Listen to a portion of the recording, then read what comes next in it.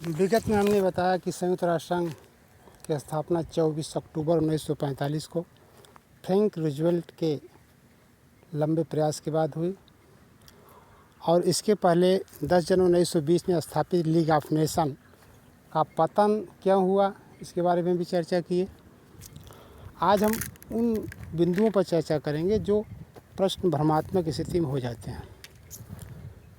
प्रथम, संयुक्त राष्ट्र संघ के मूल सदस्यों की संख्या क्या थी? तो मूल सदस्यों की संख्या 51 है, लेकिन चूँकि 50 सदस्य देश ही हस्ताक्षर किए थे, इसलिए मूल सदस्यों की संख्या 51 पोलैंड के हस्ताक्षर के बाद बनी। यानी हस्ताक्षर कितने किए थे, इसके लिए हम कह सकते हैं कि हस्ताक्षर करने वाले देश के सदस्यों की संख्या 50 थी, लेकिन पोलैंड के बाद संयुक्त राष्ट्र संघ की कुल मूल सदस्य संख्या 51 थी। वर्तमान में 193 सदस्य हैं। अंतिम सदस्य दक्षिण सूडान है।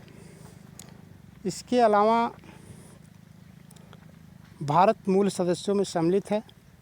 प्रश्न ये भी आता है कि जब भारत देश आज़ाद हुआ उस समय संयुक्त राष्ट्र संघ की सदस्यता क्या दोनों देशों को मिली या एक देश को प्राप्त हुई?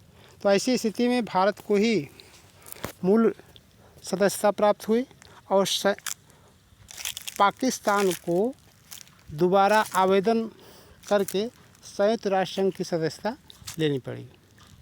महासभा के बारे में सबसे महत्वपूर्ण प्रश्न यही है कि महासभा एक विश्व संसद की तरह काम करती है और इसमें सभी सदस्य देश के प्रतिनिधि भाग लेते हैं।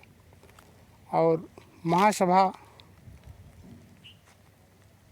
में भारतीय परिप्रेक्ष्य में 2 बातें महत्वपूर्ण हैं।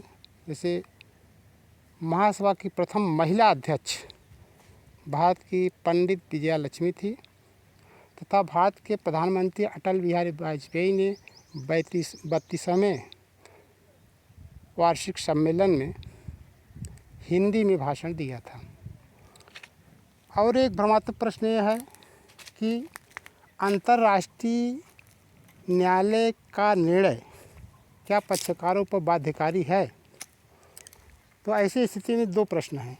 अगर पक्षकार सम्मिलित होते हैं कि न्यायालय द्वारा दिया गया निर्णय हम मान्य करेंगे, तो ऐसी स्थिति में वह बाध्यकारी होता है।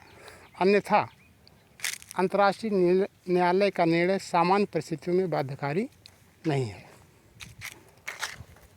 और अंतर्राष्ट्रीय न्यायालय जैसा कि हम जानते हैं उसका कार्यालय नीदरलैंड की राजधानी हेग में स्थित है।